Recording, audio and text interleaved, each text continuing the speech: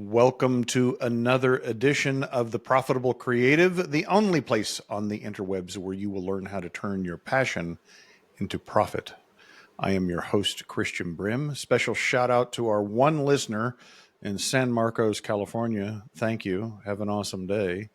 Joining me today is Marian Saint of Agency Ignite. Welcome, Marian.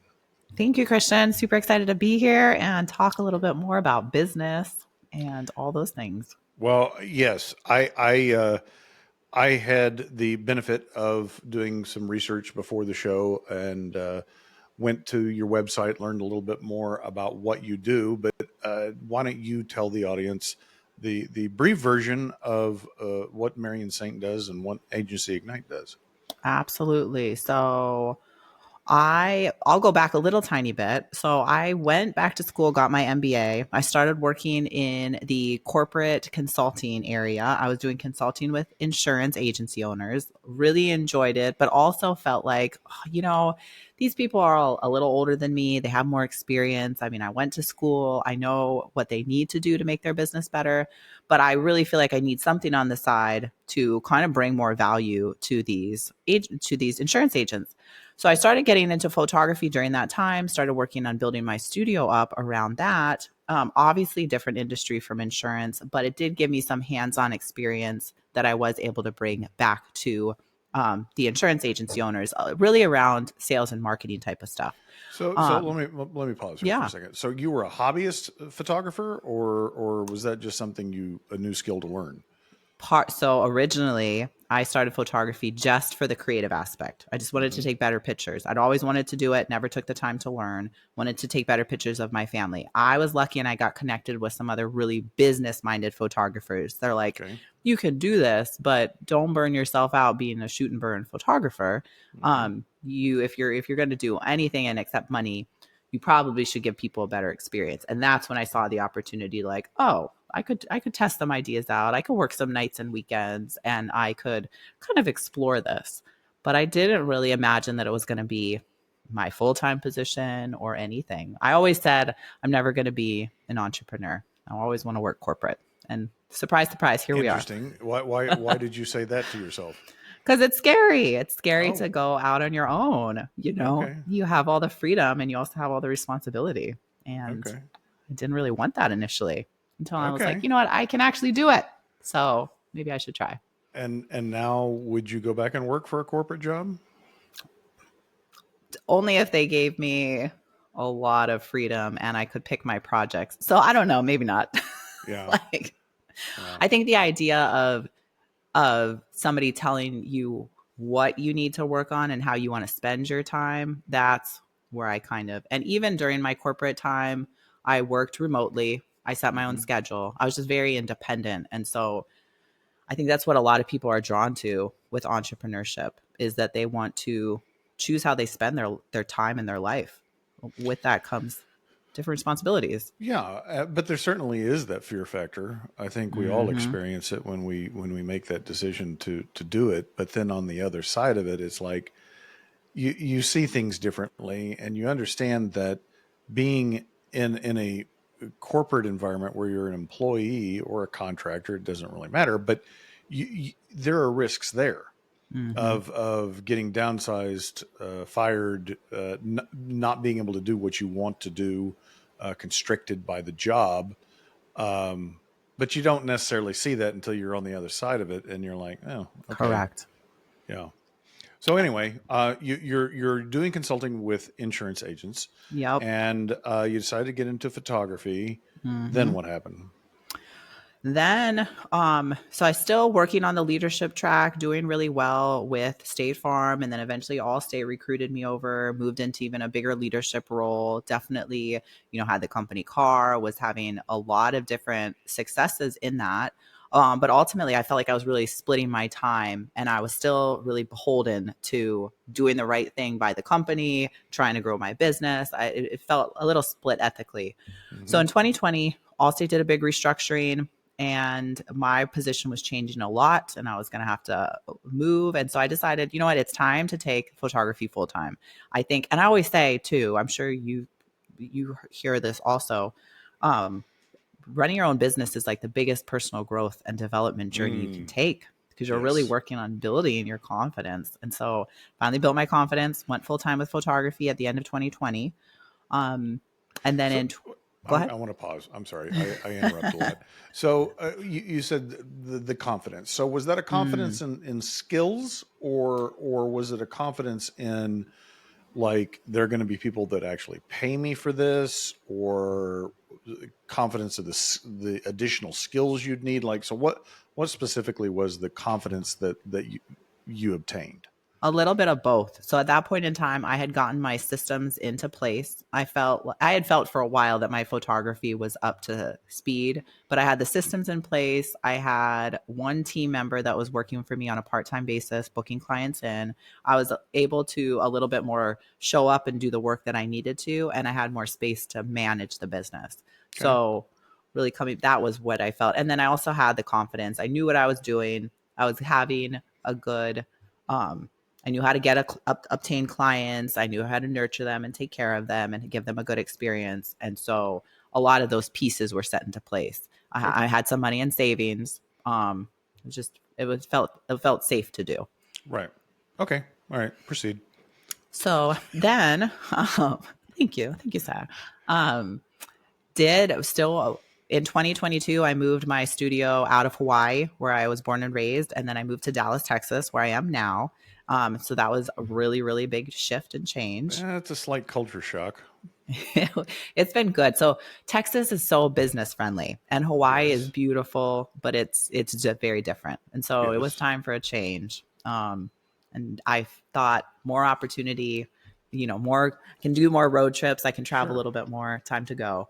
But I had to rebuild the business up from scratch. And one of the things that I did too when I got here is I moved from doing primarily family and pet photography into doing a lot of women's boudoir photography.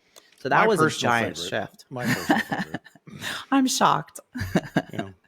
It's been really cool though, because I have so many women that cry when they see their pictures. They Mm. want to have a fun time. They want to feel beautiful. They want to feel empowered, and I get to be able to work with them and give all that to them and be a small part of their journey to just becoming the best version of themselves that they want to be. I've been married 31 years, and I have Oh, two adult daughters, and it's given me an interesting perspective on women that I mm, didn't have, because I grew up with all boys and all male cousins, and my dad had wow. two brothers, and my grandfather had two brothers. So my sister, who's 11 years younger than I am, was the first girl born in three generations. So I didn't know anything about Wow. women before I had daughters. Um, all that to say that body image, confidence in their own beauty, Mm, is something that I see every woman struggle with, regardless of how beautiful they are objectively or not. Like, they still don't feel beautiful. mm-hmm. Um, and I was thinking, when I was looking at your portfolio, like, these are just average women, right? These are not A models. hundred These are not, percent. No. um, but they look beautiful, right? And I think this is completely off the wall for this conversation, but I think the most beautiful thing is that they feel beautiful, right? Right? Yes. Like, if they don't feel beautiful, it's like, I don't know, that real beauty can't shine through. What do you think? 100 million%. And I want to commend you too, because obviously, even though you weren't raised with girls, if you've been married for 31 years, you're doing something right. You got a crash course in how to take care of women with Yes. your two daughters, right? But that's amazing that's because we don't see marriages that last that long nowadays. People are fast to jump. So Yes. that's Yes. really huge. But Yes. no, you're right about women. And what I tell my clients is this too. Um, if you feel good about yourself, you're going to take it into every single aspect of your life. If you see a Mm-hmm. beautiful picture of yourself, you're able to go back to those feelings of like, oh, I am beautiful, I am worthy. And there are so many things in life that pull us away. I primarily work 100%, you're right, not with models. I work usually with women 35 plus. Mhm. They've gone through some different life transitions, life Sure. changes, and this is where they're coming in. And it's actually funny you say that too. I'm personally, I work out a lot. I'm definitely very into the bodybuilding world. I have a lot of friends in the industry. I have different people like really close to me that are professional. And my, I actually don't prefer to date or not to date to photograph um, people with perfect bodies because we all need these type of pictures, but I feel like people that don't ever see themselves in a certain light appreciate it more when they actually see these Mm. beautiful pictures of themselves. It, it's Yes. it's very different for them. So it's got to start in our head before it can show up in our daily life. Yeah. Yeah. I So love that. So I'm thinking just as an idea, I would think that a great uh, use of boudoir photography is as a wedding gift. Do you get that often? I do get that often, but then I also get people that are getting married for the second time because again, I'm a little bit Mm-hmm. older Mm-hmm. clientele. I'd say only about 30% of my people are like new brides or a little bit Okay. younger getting married Yeah. for the first time. A lot of people maybe they lost a lot of weight. Right. They started a health journey. They got divorced. They want to reignite their marriage and, have a special gift for their husband. They've been married for a while. So it's really a wide, or they literally just are doing it for themselves and they just want to feel pretty. They're getting a little older. They're not so confident in how their body is changing and they think this would help. What's the oldest woman that you've done boudoir? 67. 67. 67. Yep. Very nice. And Um, I'd love to make that number even higher. Because boudoir can look like so many different things. It's whatever makes you feel beautiful and a little sure. spicy, Sure. So it can be a dress, it can be like more beauty type. It can look like a lot of different things. Have you worked with women that have had breast reconstruction? So, like cancer survivors? I have, yeah, a huge range of different people. People that have had breast cancer, um, people that have had like full hysterectomies and like Mm, um even some different I photographed some trans like all hmm. cross dressers, all sorts of different people. Because Hmm. we all have this and sometimes guys come in too and they do their boudoir sort of thing. But to be honest, it's mostly I've never women seen and that. I mean, I it know. looks really good. Well, I mean, what I'm thinking is like, who wants to look at that? Like, but that's me and my bias. I, it's like, I don't know. This conversation is going completely what I didn't think it would go to. So I'm just thinking about uh, like if you see a beautiful woman, Hmm. pretty much a man and a woman can agree that that woman is beautiful, True. but the male beauty doesn't translate like that. That's not as captivating as, and I don't even think it's a sexual thing at all. I think it's just the I don't know. I'm yeah. I don't know. I think a good way I describe it is feeling confident and comfortable. And so Mm. sometimes as a photographer, if you can help somebody see themselves through a different pair of eyes, then that helps them gain a little bit of that confidence and feel a little bit more comfortable with who they are and how they show up in the world. And that's really that's where it can go for both men and women. Does this help me feel a little more comfortable and confident? Okay, then I know why you don't see a lot of males doing boudoir photography is because they're already confident. They think they're Oh, beautiful, okay. right? Yeah. I mean, Me, I think you might my be right. wife tells me that all the time. It's like you look at yourself in the mirror and say you're beautiful, and I'm like, oh yeah, I think I'm a good looking guy, right? But am I going to go do photography? No, because I'm thinking like underwear model, and I'm like I don't fit the bill, so I this is very interesting. You've unwrapped something for me. Something Anyway, to think about. yeah, Yeah. something to think about. Let's get back to topic here. So, You've done photography, and now Mm-hmm. you've done this agency Ignite. Talk about that. Yes. So earlier this year, I redid a bunch of my systems and processes. I tend to nerd out a little bit. I know it's boring, but because I have such a strong business background as opposed to just the creative side, Right. I I really know this is how you need to run a business. This is what you need to do. It doesn't mean I'm always perfect at actually getting it done, but I definitely have all those different things because I've studied them and also put them into place both for myself and other people. So I was rewriting a bunch of my systems and processes. I moved all my CRM, my marketing funnel, a bunch of my website design over onto a new platform. And as I'm writing this whole platform out for myself, I'm like, you know what?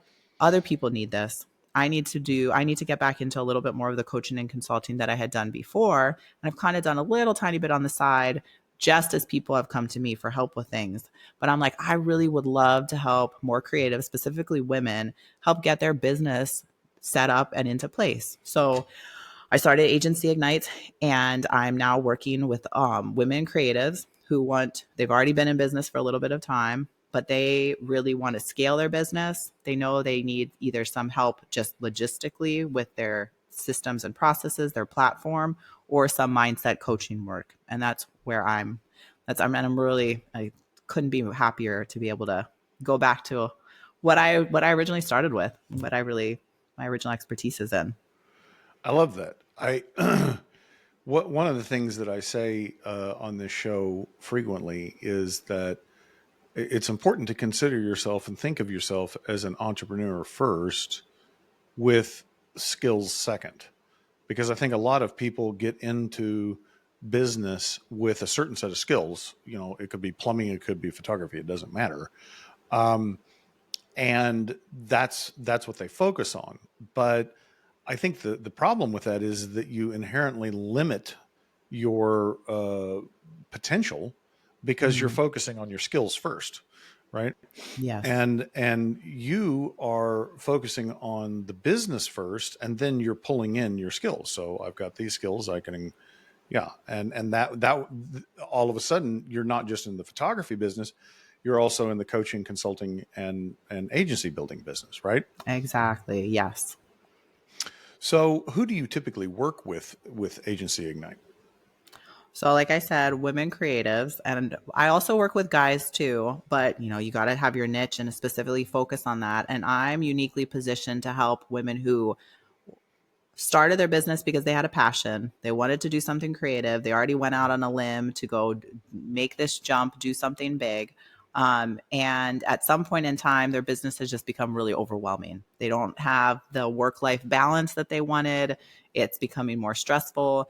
And ultimately, they need to make the next jump into the next level of profit. They want to reach that certain income level. They need to be able to hire either their first team or more staff even, and they need to know how to manage people and delegate tasks, and they need to have repeatable processes into place so that they can actually scale. And that's who I really, really like to work with. Yeah, I think every professional, uh, again, it could be a cabinet maker to an accountant, Mm-hmm. reaches that point where they can't physically do all the work, and they're the limit to the growth of the business, right? And Yep. so, uh, talk about why processes are so important. Yeah. So, a couple things that I've really seen. One, people don't love processes because it holds them accountable to actually having something repeatable. And if you think about if you're not repeating the same exact thing, you can't measure it, you can't see how effectively it's working, you can't delegate. And so you're really so in the business, you haven't stepped out of it to be that manager. But it's also a little bit scary because you also have to pick something. And I'm only saying Mm, this too. Whenever I say stuff, it's always from like, well, I've experienced that, and I've experienced right. that. No judgment here, but you got to pick something and then you got to move forward and then you got to reevaluate and make a very conscious decision to shift. So you can't just wing it and you can't just say, well, I'm going to choose this today and that tomorrow, because that's no way to run a team. Your team's going to get irritated and people stop working for you. But it's scary sometimes to commit to one thing and keep moving forward, to not bend the rules because a client maybe gave you some pushback. But processes and systems are the foundation of any lasting business. So you really don't have a business if you don't put that into place. No, I couldn't agree more. I think that without processes, you're self-employed. Hmm. Like with processes, you're actually creating a business, Exactly. which is fine to be self-employed. That's not what I'm saying here. But um, in order for it to be a business, it has to in some way function without you, and that can't happen without processes. Um, I see, and I wonder if you've seen, and I experienced this myself to a large degree, that one of the problems people have in delegating, hiring employees to do work, is this thought that, well, no one can do it like I do it, right? Hmm. Like there's some special sauce that I've got. Um, but what in reality I think it is it's a fear of losing control. Like Hmm. if I have somebody doing this for me, and they screw it up, I'm still responsible for it. Exactly. And that's a scary place. Is that what you've experienced? 100%. And you think about the type of person that got into working for themselves or being self-employed or wanting to start their own business, there is like a very strong amount of nonconformity, Mm-hmm. wanting to choose and blaze our own path, wanting Mm-hmm. to do things our own way.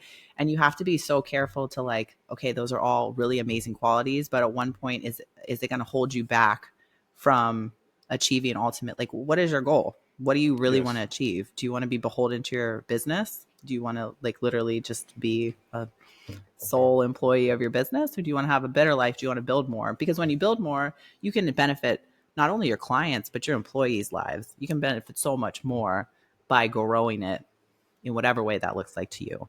But to your point, you said several minutes ago about like entrepreneurship being a personal growth story, Mm, and that's something you don't come into the business with, that how to make processes or how to manage people and delegate, and it requires you to personally grow. It has to yeah. you have to change the way you're thinking, and a lot of people are just resistant to that. I've definitely seen that. I deal with that with my coaching clients too, where if you're not taking radical accountability, then it's going to be hard if somebody starts pushing on some different aspects that you're like, oh, I don't. So for me personally, I have this year, I've hired and fired a couple different times. And Hmm. ultimately what I realized and what I've like, okay, I need to really work on this is like my leadership styles are not very effective. They're Mm, effective with people that are very similar to me. But if mm, you're not the same as if I can't manage you the same way that I personally like it, I'm not a great yes. leader to you. So it's on me. Like I'll take accountability. And now I have to start working. Okay, I'm going to listen to more leadership podcasts. I'm going to start to delve into that more because it's one thing to be like, well, I'm a good leader of myself. Okay, cool. Like, you know yourself. Like, that's nice. Can you actually manage other people who have a different personality than you? And it shows up in so many other aspects, how you parent your kid, how you interact with your spouse. Like, it's so valuable that it's worth taking that time to really dedicate and focus on it. And I've totally sucked at it in the past. And I'm going to work on it better. I'm Well, no, doing better. but because it's we've got a strong bias built in. Like it's this is the way I am. Everyone should be like me, even though we don't put those words out there. But that's the way our brains wired, right? Because Uh it's huh. like the information should come in the way I want it to come A in. 100%. Um, and we at Core have spent a lot of time and money on working on our just our communication styles, and done a lot of work with DISC. And I don't know, are you familiar with DISC? I am. It's Yeah, been a while. I'd have to look up what I am. But I am definitely, I've taken it before. but what's fascinating is and we had we have an external educator and facilitator that does this work for us. And what's fascinating is that our team, and we're small. There's only like 16 of us. Um, that we have uh, a variety of styles, which the facilitator said that was a credit to me. Not that I'm, self promoting here, but because it was unintentional. but she said that I usually what she sees in organizations is there's a predominant style, and it's the style of the leader. Mm-hmm. And when you're trying to communicate, just the basic of communication with someone that communicates differently than you do, it's a challenge. It's hard. I think about my head of our marketing, and she's a full on creative. There's not a linear line in her brain. I mean, like, right? Nothing. I remember one time I asked her to do a spreadsheet for me, and she gave it to me, and I said, please don't ever send me a spreadsheet again, because I don't even know what this is. It is not a That's funny. spreadsheet, but Uh-huh. um, Makes sense but to her. it did. And I'm like, how can two people look at something like that, and it just lands so differently? But that's the reality of people, is we don't all think the same way. We don't all communicate the same way. And working on that. And I want to applaud you, because you took ownership of it. You said it's not the people that I hired were the wrong people. There's something I need to learn. And that's not an easy thing to say. Well, thank you. I appreciate that. But nothing's going to change if you try to blame other people or say, like, it was them. It was like, what does that do for you? Cool. Now you put the blame on somebody else. Yeah. You're going to make the same mistake. Yes. Or you'll just hire people that tell you what you want to hear. That too. Yeah. So good for you with getting the diversity across, even though probably it's super annoying to be like, dude, I want a spreadsheet. Yeah. Give me a Yes. spreadsheet. Yes. But Yes. it enhances the organization with that kind of diversity of thought. Yes. Well, let's shift over to the coaching side of it, because you talk about mindset, and I talk about that a lot. As a matter of fact, it's a whole chapter in Profit First for Creatives, where I talk about creative struggling with money specifically, and the mindset around it. I'm curious what your experience, not necessarily in money, um, but just the mindset of these creative entrepreneurs. What your experience has been. Yeah, definitely. Definitely a lot of self-doubt. Can I do it? Is it going to Mm-hmm. work? Am I worth it? Can I charge this amount? Are people going to pay these prices? What I like to always go back to is everything has to start in your mind first. So you think of Mm-hmm. every single invention, leap forward that we've done. The first airplane, it exists in somebody's mind first. They saw a bird and they're like, oh, wish humans could do that. We should be like that too. And that's how airplanes were made. Like Mm-hmm. so we always have to work so hard on our mindset and make sure that we're really, really strengthening that so that we can bring these ideas actually into fruition. Mm-hmm. So that's one thing that I really like to focus on with people. You can achieve it. If you think you can, you can. If you don't think you can, that's true too. So what are you going to choose? Yeah. Well, I think I could be an NBA player, but I don't think I could be. I, well, I'm not even going to go down that road. We can go down Anyway. that road. I'm down for it because of that delusion. So that's what you're talking about too. And we have a lot of delusion in society. So I completely understand with that too. I think that comes down to who do you surround yourself with?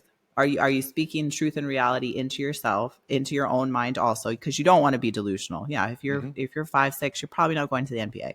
Like, No. sorry, you can try as hard, but you're going to waste your time and energy. So I think it is a delicate balance of speaking truth and positivity into your mind while also being realistic.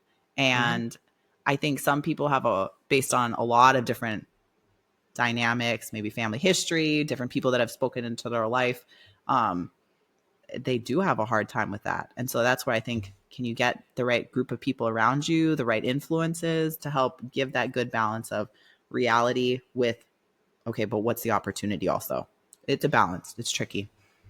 Yeah. I can see where, some people end up, well, myself, is that you kind of like, you limit yourself on one hand, and then are delusional about what you can do on the other hand, and you hold those Totally. two things at the same time, right? Mm-hmm. Um, so specifically around the mindset, and you said self-worth, can I charge this? And I think this is a topic that is very important for creative entrepreneurs. I talk about in the book this three-pronged decision that creative entrepreneurs have to work through. And every business has a two-pronged decision. Uh, will the customer pay me for this? And the second is, can I make money at it? Like it's, can you get the business? Can you do the business? That's business in general. It's overly simplified, but that's every problem goes into one of those two buckets. The creative entrepreneur adds the third element of, do I want to do it? This passion piece, right? Like, yeah, I can do it, but I don't want to do it. And talking about how it's a factor of redeploying their creativity in a way that you can answer those other two questions, rather than just, be stuck in, well, this is not something that I want to do. But then this concept of pricing and am I worth it? And so many of them start out. Kevin Rapp, another guest on my show, he says getting paid in experience bucks, and he's like, no, I don't want to get paid in experience bucks. I want real bucks. And so many people go into the business charging nothing because they don't feel like they're worth it. They're afraid that they're not going to get the work. How do you approach that with your clients? Good question. So the first thing I do is what have you done? Get a baseline of what have you done before, and then based on that, is it even, are there any like lies that you've told yourself? Because what I've seen too is that we tend to base our decisions on sometimes very faulty information. So, okay, you talked to 5 people and 5 people said no. Okay, well, that's a very, very small sample size. So you're basing all that on that small amount of people. Like, that's probably not totally realistic. You probably needed to talk to 20 people or 50 people. Like, you just have to keep going. And because there's so much inner worth stuff that goes on with running our own business, you have to push so hard against that self doubt and inner dialogue that's going to tell you like just stop. So like for me, it's taken me so long to kind of be more in front of the camera and like being on video or being more on social media, because even for me, I'm like, I don't want to. But if you don't put yourself out there, and which is what I see with a lot of entrepreneurs, you don't know what's going to happen. Like you're purple. Like we just hold ourselves back so much, or we do that faulty information. So that's the first thing I try to do, to kind of level set. And that's where having good people around you that can speak some truth into your life, I think is so important, because it's like, you need to have a bigger sample size. You need to keep pushing. And my auditor brain says that you need 25 to be statistically significant. I think I got taught that as an auditor 35 years ago. I don't know if that's accurate or not, but that's what I was told. Like I was just doing a little bit of back and forth consulting with a fellow photographer who's planning on starting her studio soon, getting back into it after taking a little break for some health related issues. And she's like, well, I talked to one guy on the phone. I said my new prices, and he was like shocked with it. I'm like, I talked to like 20 people on the phone in one day, and I booked one person out of all that. And I might follow up with I'm going to follow up with all of them, but maybe another 5 more might be interested in booking. You have to look at like, so that's where getting into some having the people around you, but then also listening to a lot of different business podcasts and realizing, okay, you're talking about a sales funnel. You need more people. So yes, we might have gotten a little bit away from your initial question. No, but I think that's important, because it kind of ties into what's you've talked about before, and what's been my experience is that you extract the most value from a customer when you provide the optimal solution to their problem. And we all are giving piecemeal solutions because we don't fully understand, because we're human beings and they're human beings and we're completely irrational and unpredictable. We don't really know the extent of the problem that we're solving. We just have an idea of the problem we're solving. So we're never going to get 100% value. But as you perfect that solution to the problem, you're narrowing the number of people that you're going to work with, because fewer and fewer Exactly. people are going to have that problem. Because it's kind of like, if I want to market as a doctor, well, good luck. You're never going to get any traction with that. Well, okay, I'm going to market myself as a dermatologist. Maybe easier, but still not easy. If Mm, I say, well, I'm a dermatologist that specializes in um, uh, teenage adolescent acne, um, in this certain geographic area, in Dallas. Okay, now you've got something that you can potentially market on, right? exactly. And that allows you to raise your prices. And so I think what I've seen is that lack of clarity for new business owners is what compounds that problem, because they're not real sure what the value is that they're bringing. But once they get Hmm. an idea of what that value is, they can extract more money. Exactly. So here's a good test for it. And I love to do it in my little like sassy way. So I do a lot of networking and connecting in the business community. Love being able to do that. If you're meeting with somebody and you ask, who's your ideal client? And they're like, everyone. You're like, Oh, that's awful. ew, gross. You need to fix that. And that's a Hmm. really good way to say, like, have you done the work to drill down to what you actually do, the value you actually provide, and who will most likely be the correct candidate? Because I also can't help you by referring people to you if you just work with everybody. Like, that's so boring. You Yeah. gotta pick a lane. Let's go for it. Yeah, like Marian does photography. Okay, well, that doesn't tell me much, right? Mm-mm. Correct. If it's, hey, you're getting married and you want to give an awesome gift to your husband, and you're in the Dallas area, Marian's your gal. Like Yes. that is something you can hang your hat on, to use a Ex- Texas phrase. Although there are cowboys in Hawaii, I've seen them. yeah, different island. I grew up on the more crowded urban island, Oahu. So they were on different islands, kind of. Yeah. So when you work through that with your boudoir photography or Ignite agency, how did you work through that pricing? What did that look like for you? I definitely did market research about what other people were charging, and then got a better sense of that. And then I looked at my cost of goods and cost of doing business, and I ran a whole analysis on what I needed. I set some goals, both 1 year, 3 years, and 5 years. And actually, speaking of which, at the end of year, um, I'm going to revisit the goals and make sure everything's in alignment, because you got to go revisit them every so often. I'm on every once a quarter check back on all my different numbers. And I know you're a numbers guy and you're awesome with it, but for some of us, we hate numbers. So Yeah. it's been a journey to get to the point where I'm like, that too, So everything's a journey. Or you hire people that can help you with it. I don't know if Um, you can see my sign. It says this calls for a spreadsheet. Yes, so, that's. see, you are the numbers guy. I can't see that from here, but that's perfect. You're a perfect person for that. Um, but yeah, and then I did that, and that's how I set my prices. And So I'm curious. Was there, because I'm thinking, and I'm just making shit up at this point, but I'm thinking about your business, and I'm thinking about,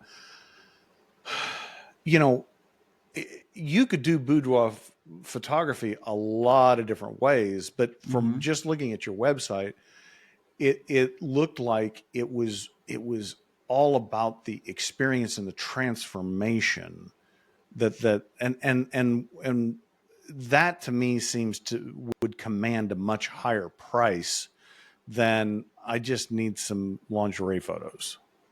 100%. Yes. So, and if you think about it too, I've been doing photography for 13 years now. And so I have worked with a large amount of mentors, different business models. They've all been specifically focused on in person sales, which I really wanted to focus on for the photography. But I've tried different things, adapted it. The other thing I've done over the years is also tier my pricing. So I Mm. started out a little, definitely lower than what I am now, still like higher than a lot of maybe shoot and burn type of photographers, but I have increased it. I've revisited prices, moved it up and down. Coming out to Dallas, I was able to change them. Some things lowered, some things went up. Um, and then even more recently, it's like, what do I want my multiples to be and my margins? So Music um to my ears. yes, it's been huge. And I would even now I'm looking at it. I have a studio space now. In another year and a half, my lease will have expired. Do I want to move it to an either cheaper location, a different location? Do I want to have an in-home studio? That's going to change prices and that's going to, move some things around. So all those different components. But no, we're definitely a full service studio. I want all my marketing material to be a full service, higher priced. Everything comes from Italy, and that's all part of the marketing, how we speak to clients, the everything that goes out afterwards, their confirmation emails. So we are definitely a luxury photography studio, not a middle tier or a lower price. Hmm. I love it. So, how do we learn more about either your photography or your agency consulting? Absolutely. So themarianmethod.com is where I have links to everything, both photography, the agency. You can book a call with me and I can chat more about business. Love to get connected with people in your audience who just want to talk a little bit more.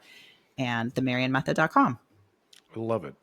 Marian, thank you very much for your time, your experience share, your honesty and candor. Listeners, if you like the show, please rate the show, subscribe to the show, share the show. If you don't like Marian and me, you can always drop us a message and tell us what you'd like to hear. Until then, ta ta for now.